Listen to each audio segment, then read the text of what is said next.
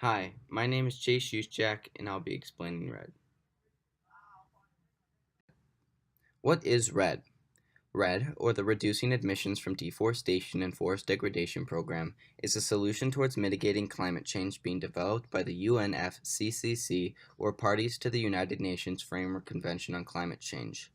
REDD is being implemented in response to the massive carbon emissions coming out of the forest sector.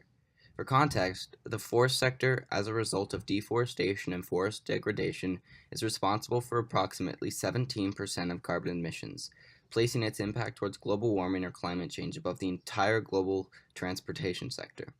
Only the energy sector trumps the carbon emissions of the forest sector, making the need for a solution imperative. So let's get into it. REDD is a solution, but how does it work? Well, the destruction of global forests is a massive issue. It releases CO2 into the atmosphere, contributing to global temperature increases. It's removing massive carbon sinks by destroying old growth forests, which house or store CO2, and it takes away from biodiversity by destroying the habitats and ecosystems for a variety of animals. Plus, millions of indigenous people in developing countries rely on these forests for their survival. So, how does REDD aim to reduce deforestation and forest degradation? The goal is to incentivize good forest management in developing countries and make indiscriminate, unenforced logging less profitable than the sustainable alternative. To start, REDD has to assign financial value for the carbon stored in forests so that developing countries can receive results-based payments for the results-based actions.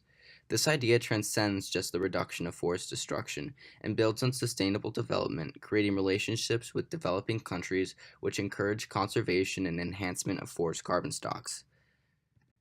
There are, of course, some drawbacks and/or difficulties regarding REDD based on concerns about the negative impacts REDD might cause.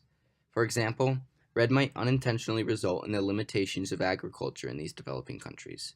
This could cause reductions of food and/or other products received from agriculture. In addition, REDD must be careful not to cause leakage.